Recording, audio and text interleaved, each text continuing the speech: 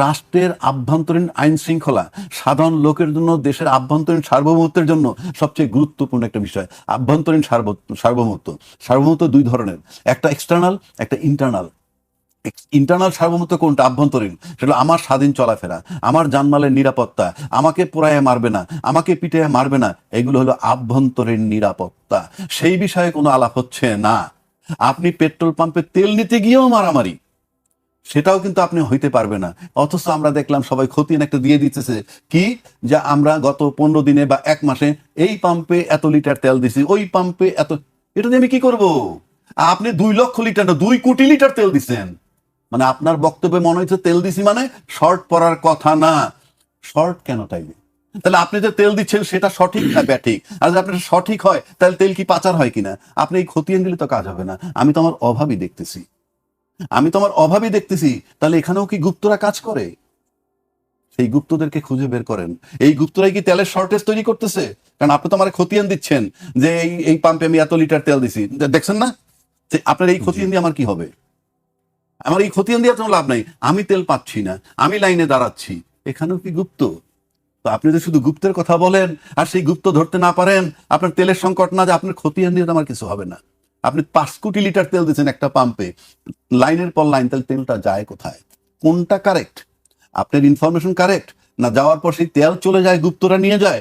এই যে গুপ্ত শব্দ আজকে আবিষ্কার করছেন, সেই গুপ্তের সমাধান সরকারকেই দিতে হবে, বিরোধী দলকে দিতে হবে। সোজা বাংলায় যদি বলি, এটার জন্য টোটাল সংসদের দায়িত্ব আছে। রাজাকি ভাই, জামায়াত ইসলামের অবস্থানকে বা রাজনীতির যে এখন তারা যে অবস্থা আছেন, সেইটাকে আপনি কিভাবে আসলে ব্যাখ্যা করবেন? না না, মানে আপনি কি পার্লামেন্টে না তার রাজনীতি সব জায়গায় পুরো তাদের রাজনৈতিক অবস্থানটাকে। যেমন ধরেন, যদি তাদের পার্লামেন্টের কথা আমরা নিয়ে আসি, আমার দেখা মতে জামাত বরাবর একটা রেজিমেন্টেড দল বলতে পারেন। রেজিমেন্টেড দল বলতে, যেমন জামাত যখন কোনো মিটিং করে, রোকন টোকন যেভাবে দাওয়াত দেয় যে অমুক জায়গায় এই মিটিং বা এই সমাবেশ, ওরা কিন্তু গুনতে পারে কতজন আসবে, এবং কারণ এগুলো সব ফিক্সড গোনা। এবং সেখানে গিয়ে কিন্তু আপনি দেখবেন না যে অন্য গোত্রের লোক আছে, খুব একটা খুঁজে পাবেন না। কারণ আপনি ওই কে সিগারেট খায় সেটা অ্যালাউ করেন না, কে কোথায় ইয়ে করে অ্যালাউ করেন না, কে অ্যালকোহল খায় অ্যালাউ করেন না, কে বিড়ি খায়, বিভিন্ন বিষয় ওনাদের আছে। ফলে আপনি তো এটা একটা পুকুর বানাইতে পারেন যেখানে শুধু বোয়াল মাছের চাষ করছেন। কিন্তু আপনি যদি বড় দলের মতো দল বানাইতে চান, তাহলে এটা সমুদ্র বানাইতে হবে। এইটার ভিতরে সাপ, ব্যাং, কুচিয়া, বড় মাছ, ছোট মাছ সব রাখতে হবে। এটাই রাজনীতি। রাজনীতি তো একটা গোষ্ঠীর জন্য না, যে শুধুমাত্র আপনারা নিজেরা কতজনে করবে। কিন্তু তারা অন্য কাউকে ঢোকালে তো তখন আবার সমালোচনা হয়, অন্য লোককে কেন ঢোকানো হচ্ছে। আমরা দেখলাম যে তারা অন্য ধর্মের যখন প্রার্থী দেওয়া হয় তখন বলা যায় তারা অন্য ধর্মের কেন। সেই জায়গাটা আমি আসতেছি। তার আপনি যদি ওইভাবে আসেন যে জামাতের রাজনীতিটা কেমন, এই যেটা বললাম যে আপনার সবাইকে অ্যাকোমোডেট করতে হবে, যেটা তারা পারতেছে না। এবং আমি যদি দীর্ঘ 55 বছরের কথা না বলি, 90 সালের গণ অভ্যুত্থানের পর থেকে যদি চলে আসি এখানে, যে তাইলে আমি দেখব যে এ পর্যন্ত সোশ্যাল মিডিয়ায়, তখন সোশ্যাল মিডিয়া না থাকলেও তখনকার প্রিন্টিং মিডিয়া অথবা ইলেকট্রনিক মিডিয়া বলতে রেডিও বা কি বলে যেটা ছিল, বিটিভি বলেন আর যাই বলেন, তারপরে লোকমুখে বিভিন্ন জনের কাছ থেকে আমরা যা শুনছি, পত্রিকান্তরে যা প্রকাশ পাইছে, এই সব কিছু যদি মিলাই, তাহলে আমরা এখন পর্যন্ত মিডিয়ার তরফ থেকে ট্রিটমেন্ট যদি ধরি, এমন কিছু পাই নাই যেখানে আপনার জামাতের রাজনীতিকে সমর্থন করা যায়। সমর্থন করার মতো আমরা কিছু পাই নাই। সবচেয়ে বেশি হাইলাইটেড হয়েছে নারী বিদ্বেষী, নারী বিদ্বেষী বিষয়টাও আসছে।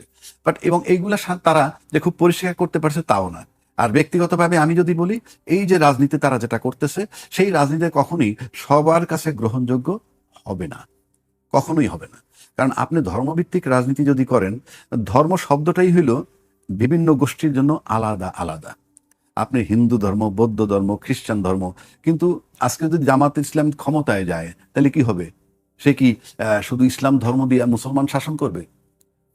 হিন্দু যারা আছে তাদেরকে আপনি কি করবেন? তাহলে রাষ্ট্রের জন্য আপনার একটা সবার কাছে গ্রহণযোগ্য বিধান লাগবে, যেই বিধানে কোনো ধর্মের কোশ্চেনটা আসবে না। কিন্তু তাদেরকে আপনি যখনই চিন্তা করবেন, তখনই আপনি ধর্মের চিন্তা করবেন। আর এই ধর্মটা এক একজনের কাছে এক এক রকম। এক ইসলাম ধর্মই কিন্তু এক একজনের কাছে এক এক রকম। কেউ ইসলাম ধর্ম করে আল্লাহর সাথে দিদার লাভ করে, কেউ ইসলাম ধর্ম কইরা পরে তো অনেক খারাপ অপকর্মে অভিযুক্ত হয়, এই সব আছে। অর্থাৎ রাষ্ট্রের বিধান মতো চলবে রাষ্ট্র, আর ধর্মের বিধান দিয়ে চলবে ধর্ম। সে কারণে আপনি বলতে পারেন ধর্মটা কিন্তু ইন্ডিভিজুয়াল, যার জন্য বলা হয় ধর্ম যার যার। আর রাষ্ট্রটা কিন্তু সবার। ধর্মটা যদি দেন তাহলে আপনি পুকুর, মানে আপনার সাম্রাজ্য আপনার এখানে, আপনি পুকুরের ভিতরে শুধু আপনি আছেন। আর রাষ্ট্র হইল মহাসমুদ্র, এটার ভিতরে আপনার সব কিছু থাকবে। সুতরাং জামাত ইসলামের যে রাজনীতিটা আমি দেখে আসতেছি আজকে পর্যন্ত, আমার কাছে মনে হয় এটা সীমাবদ্ধ রাজনীতি, একটা গোষ্ঠী কেন্দ্রিক বা একটা ধর্মকেন্দ্রিক। এবং এই রাজনীতি যদি একসেপ্টেবল করাইতে হয় মানুষের কাছে, তাহলে তাদেরকে চিন্তা করতে হবে কোন পদ্ধতিতে এটা সবার জন্য গ্রহণযোগ্য। এই যে আওয়ামী লীগ বলেন, বিএনপি বলেন, অন্যান্য দল বলেন, তারা ভালো হোক মন্দ হোক, আমরা যাই বলি না কেন, তারা কিন্তু সবাইকে অ্যাকোমোডেট করতে পারে। আপনি সবাইকে যে অ্যাকোমোডেট করবেন, আপনি মুখে বললে হবে না, ইন অ্যাকশন আপনি অ্যাকোমোডেট করায় দেখান। তো এইটা হলো এই জন্য। আর সেকেন্ড আসেন পার্লামেন্ট, জামাত ইসলাম, আমি যদি আউটার মানে বাহ্যিকভাবে দেখে বলি, আচ্ছা আমার কাছে মনে হয় ঘুষ খাইতে দেখি নাই, কিংবা চাঁদাবাজি করতে দেখি নাই, যদিও তাদের বিরুদ্ধে অভিযোগ আছে, এটা যে কি বলে, কি নেয়, হাদিয়া নেয়, জাকাত নেয়, আরো কি কি নেয়। কিন্তু আপনি যদি ওইভাবে চিন্তা করেন যে আমরা এইগুলা বাহ্যিকভাবে দেখি নাই, কিন্তু আজকে যখন পার্লামেন্টে তারা গেল, পার্লামেন্টে কিন্তু হ্যাঁ সংখ্যাগরিষ্ঠ দল বিএনপি, জামাত আমি বলতেছি যে রেজিমেন্টেড ক্লিন মনে হয় আউটারলি, কিন্তু আপনি যখন পার্লামেন্টে আমি পারফরমেন্স দেখতেছি, ওদের কাছে অনেক মেধাবী লোক আছে আমি শুনি, কিন্তু আমি পারফরমেন্সটা খুব ভালো দেখতে পাচ্ছি না। যেমন ধরেন আমি দেখতেছি একজন চৌকস লোক বিএনপির স্বরাষ্ট্রমন্ত্রী সালাউদ্দিন সাহেব, সে যেভাবে রোলটা প্লে করতেছে খুব বোল্ডলি, আপনি দেখেন জামাতের কাছ থেকে আমরা এরকম কোনো বোল্ড শব্দ পাচ্ছি না। আপনি যদি বলেন সালাউদ্দিন সাহেবের সংবিধানের ব্যাখ্যা দেয়, আপনারা পইরা আসেন, পইরা আসলে পারলে এভাবে বোল্ডলি কাউন্টার দেন, মানে আমরা যেটা আশা করছিলাম যে খুব বোল্ডলি তারা বলবে, সেই বোল্ডনেসটা আমি দেখতেছি না। কেউ কেউ বলছেন যে সরকারি দলের যে সালাউদ্দিন সাহেবই মোকাবেলার করার ক্ষমতা বিরোধী দলের নাই। আমরা ইনফ্যাক্ট তাই দেখতেছি, মনে হয় যে সবকিছু ম্লান হয়ে গেছে। এটা আমি ছোট করছি না, সালাউদ্দিন সাহেবের অনেক বড় করছি না, ওদেরকেও ছোট করছি না, কিন্তু পার্লামেন্টে তার প্রাণবন্ত হবে, সেই প্রাণবন্ত জিনিসটা আমি দেখতেছি না। এখানেও মনে হয় তাদের কিছু ঘাটতি আছে। আমার কাছে মনে হয় এই দিকটাও তাদের ডেভেলপ করা দরকার। তার সাথে সাথে চিন্তা করা দরকার যে তার দলের গ্রহণযোগ্যতা কিভাবে বাড়াবে, কারণ religion is for individual, state is for all. সুতরাং আপনার দলকে আপনার সবার কাছে গ্রহণযোগ্য করতে হইলে কিভাবে করবেন, আমার দৃষ্টিকোণ থেকে আমি সেটা দীর্ঘদিন আমি দেখি নাই যে সবাই তাকে গ্রহণ করবে, এরকম কোনো অবস্থানে তারা নেই। জি, সরকার এবং বিরোধী দল যে অবস্থা আমরা দেখছি, সেক্ষেত্রে আপনার বিরোধী দলের কি তারা কি যথাযথভাবে দায়িত্ব পালন করছে? তাদের যে জায়গাতে থেকে সরকারের উপরে চাপ প্রয়োগ করার কথা বা দাবি, সাধারণ মানুষের দাবি নিয়ে যে কথা বলার কথা, সেগুলো কি তারা আসলে ঠিক মতো করছে? ধন্যবাদ, আপনার প্রশ্নটা চমৎকার। 2 মাসের সরকার বলা হয়, যে সরকারটার 2 মাস গেছে মাত্র, বিরোধী দলটারও 2 মাস গেছে, আয়ু সমান। তো সেই ক্ষেত্রে আমরা দীর্ঘদিন, অর্থাৎ বিগত 3টা সংসদে যে বিরোধী দল দেখে অভ্যস্ত, এরই মধ্যে বর্তমান বিরোধী দলের ভূমিকা ওইটার চেয়ে একটু তফাৎ আছে, বেশ তফাৎ আছে। কারণ আগে আমরা বিরোধী দল দেখে 2 কিসিমের বিরোধী দল দেখে অভ্যস্ত। একটা হচ্ছে যে সবকিছুতে মানি না, কি মানি না ওইটা আবার জানি না, জি, মানি না এটা বলতে হবে। আর আরেকটা ছিল যেটা গত 3 মেয়াদে ছিল, আওয়ামী লীগের 3 মেয়াদে, যে তাদের কাজে ছিল যে সরকার কিছু একটা বলা মাত্র সেটা সমর্থন করা, টেবিল কিলানো। এতে করে ওই সরকারটিকে যে এখন ফ্যাসিস্ট বলে গালমন্দ শুনতে হচ্ছে, তাকে ফ্যাসিস্ট করে গড়ে তোলার একটা বিশাল অবদান কিন্তু ওই বিরোধী দলের। তো এবারের বিরোধী দল বিরোধিতা করছে, যথেষ্ট করছে, চেষ্টা করছে, এবং তাদের হোমওয়ার্ক ভালোই মনে হচ্ছে। তো সেটাকে যদি কেউ ডিস্টার্ব হিসাবে নিতে পারে, অথবা যদি এভাবে নেয় যে তারা তো মূলত একটু চাপ প্রয়োগ করছে, এই চাপটাও কিন্তু পজিটিভ। কোনো সরকার যেন ফ্যাসিস্ট না হয়, কোনো সরকার যেন স্বৈরাচারী হয়ে না ওঠে, সেই দিক থেকে বিরোধী দলের যে ভূমিকা ইতিবাচক বলা যাবে। সংকটটা কাটছে না কেন? যে কথাগুলো রাজ্যে কি ভাই তুললেন, বা আমরা সবাই প্রতিদিনই মূল সংবাদে বিষয়ে দেখছি যাচ্ছি না যে আমরা। সংকট, সরকার বলছে যে কৃত্রিম ভাবে সংকটটা সৃষ্টি করা হচ্ছে। সেই কৃত্রিম ভাবে আসলে কারা সংকট সৃষ্টি ওই করছে? কৃত্রিমতা তো এক ধরনের গুপ্ত কাজ। যখন আপনি শনাক্তই করে ফেলেছেন যে কৃত্রিমতা আছে এখানে, অর্থাৎ গোপন কারবার আছে, সরকার যেহেতু বলছে যে এটা হ্যাঁ, কৃত্রিম সংকট, তাহলে আপনি এতটুকু বলেই খালাস হয়ে গেলেন না? আপনার দায়িত্ব আছে এখানে।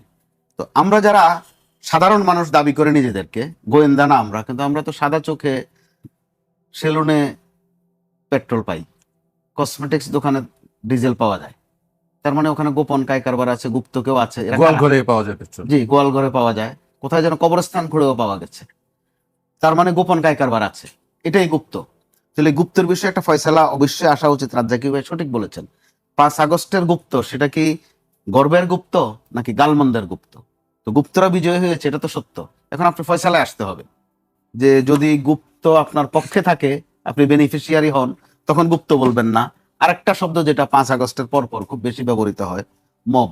আগে কিন্তু এই শব্দটা ছিল না, এটাকে কেউ বলতো একটু বিপ্লব করলাম, কেউ বলতো একটু বিদ্রোহ করলাম, কেউ বললো একটু প্রতিবাদ করলাম। সেটা এখন আরো ছোট করে নিয়ে আসা হয়েছে মব।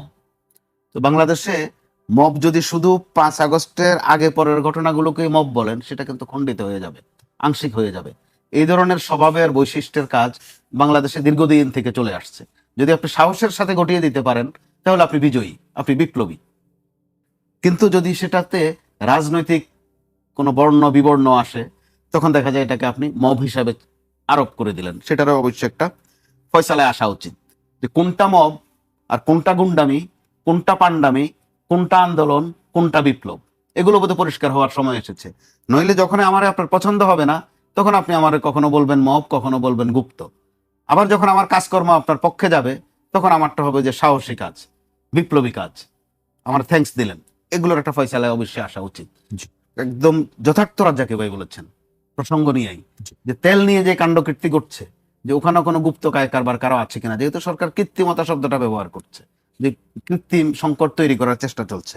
তো সরকার যখন রোগ ধরে ফেলেছে, ওষুধ দেওয়ার দায়িত্ব কিন্তু সরকারের। যেহেতু আমরা সাদা চোখে দেখছি, কৃত্রিমতা কিছু দেখছি, তো লেখা আছে পেট্রোল নাই, সাইনবোর্ড ঝুলিয়ে দিলেন, কিন্তু গোপনে আবার পেট্রোল পাম্প থেকেও কায় কারবার হচ্ছে। আবার পেট্রোল পাম্পগুলোর আশেপাশে গলিতে বাইকার পরিচয়ে দিনভর ওরা অপেক্ষমান থাকে। তাদের মাধ্যমেই কিন্তু তেল সেই সেলুনে যায়, কসমেটিক্স দোকানে যায়। তার মানে ওখানে এই যে গুপ্তদের বিষয়ে একটা ফয়সালা অবশ্যই প্রত্যাশিত।